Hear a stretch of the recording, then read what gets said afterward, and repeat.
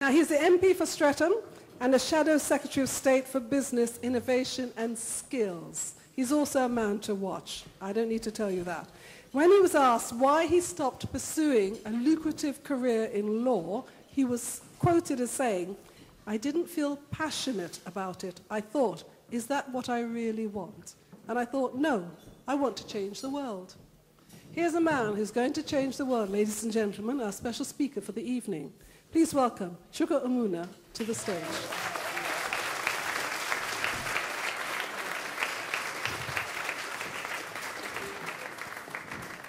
Well, thank you very much. I should say, no pressure, of course. And it's just, you know, it's been so miserable, it's been raining, but God, the sun is shining in this room. It is so good to be here tonight with so many wonderful people from so many different fields. And that's down to Valerie and the family, of course. And I just want to start by saying a bit about Valerie.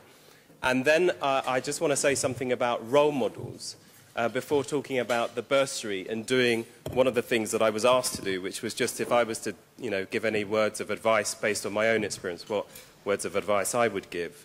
I think it's fair to say that for me, and I'm not just saying this because she sat in front of me, but Valerie is a huge, huge inspiration. Huge inspiration. And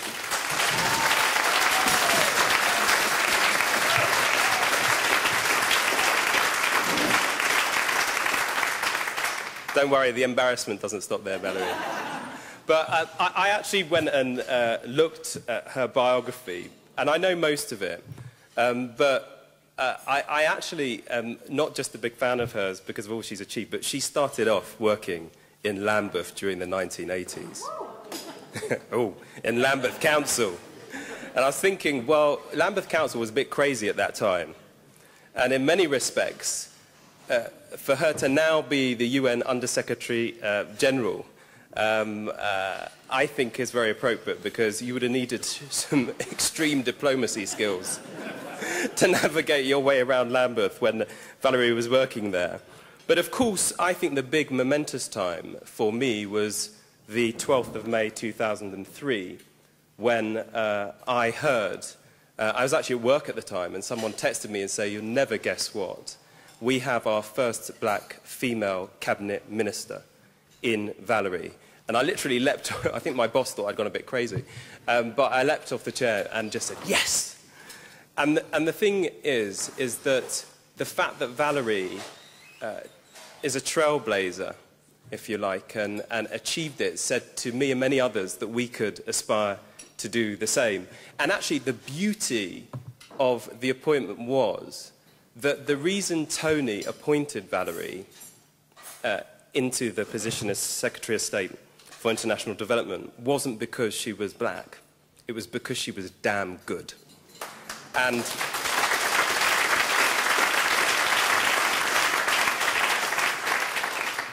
of course, her background, ethnicity was a bonus. But I'm very proud that it was a Labour Prime Minister, I should say, who made the appointment, just to get that bit in there.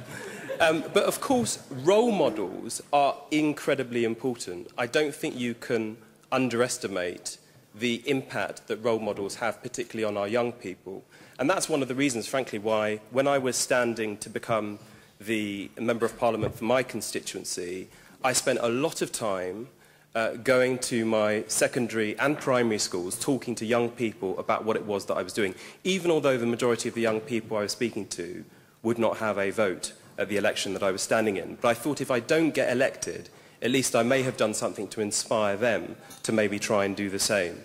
And that is, I just say that to underline how important I think it was. I think it is.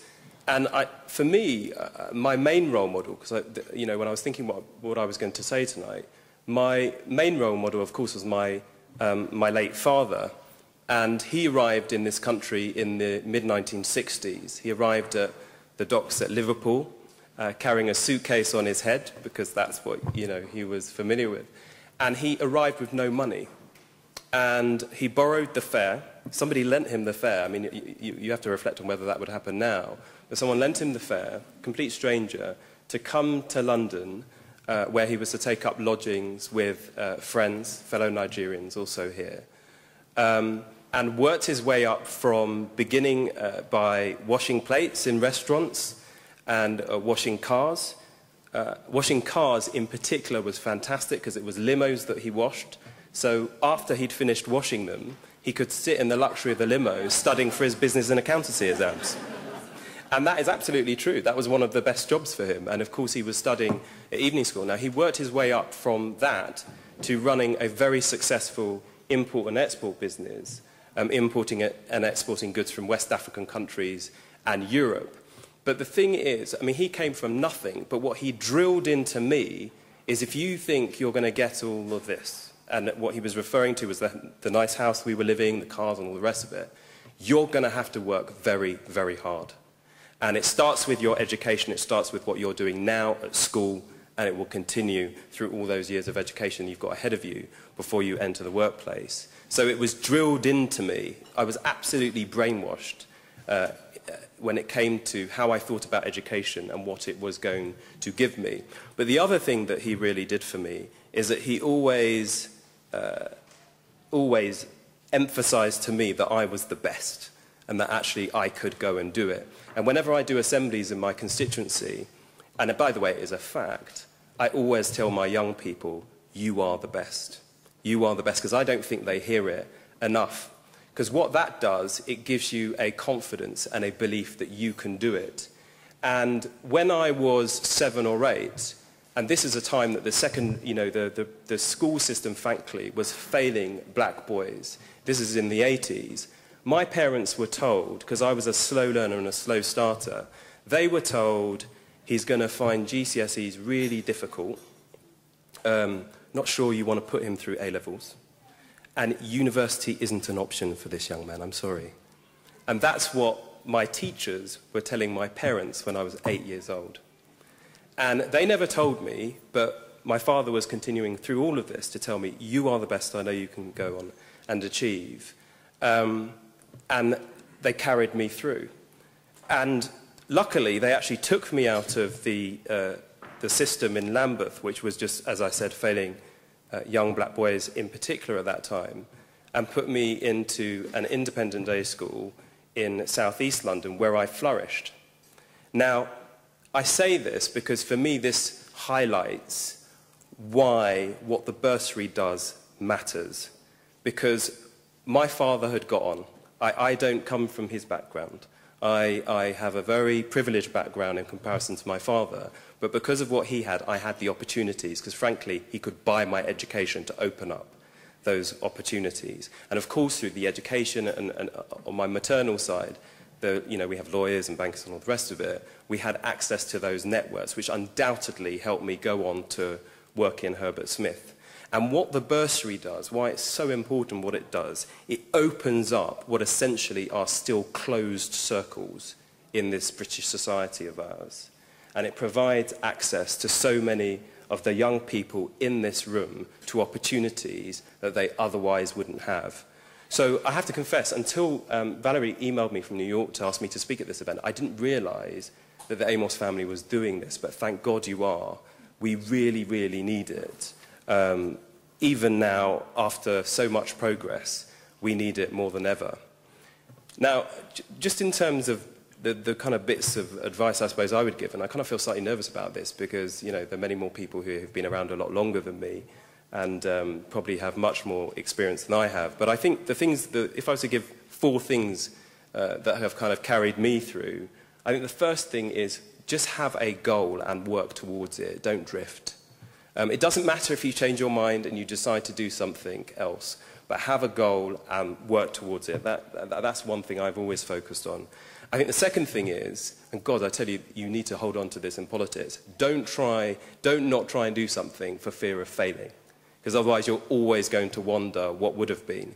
And if you do fail, you will learn from it and you will do better.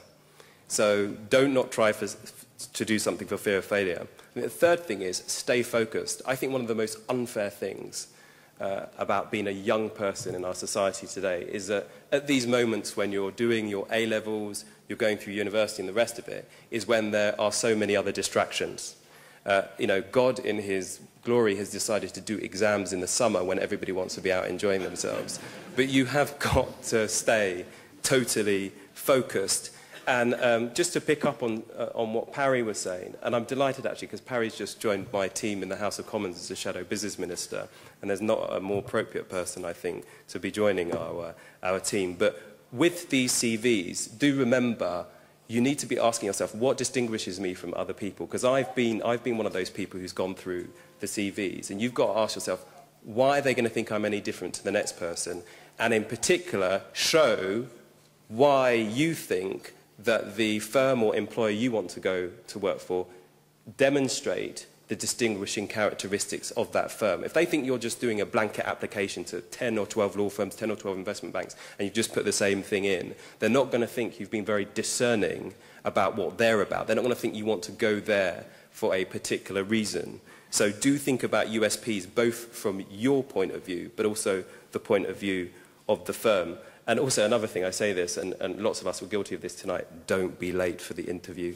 I know it's a really basic thing, but if you can possibly avoid it, please don't be late for the interview. But look, let me just conclude by saying this. I think the key thing in many respects is to be confident, be persistent, be demanding. You are as entitled to all of the opportunities that there are out there as other far more privileged people. I don't think you should ever forget that. I tell you, that is one thing that does carry me through the House of Commons. One of my colleagues said to me, when the government benches were being particularly obnoxious in a debate, they said, Chuka, how do you do it? You're so confident. And I said, well, I'm actually not that confident. It's a bit of a facade, actually. But I said, the thing is, we all represent the same number of people. And they may waft about this House of Commons as if they own it. But we are as entitled to speak in it and to be here as they are, and we should never forget it. And he said, actually,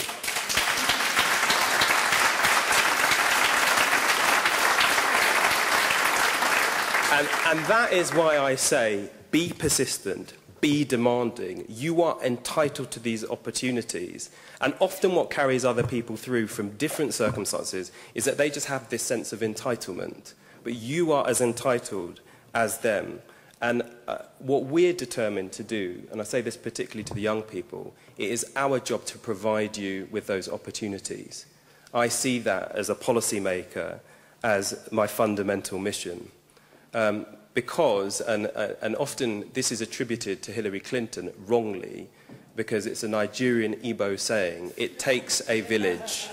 Yeah?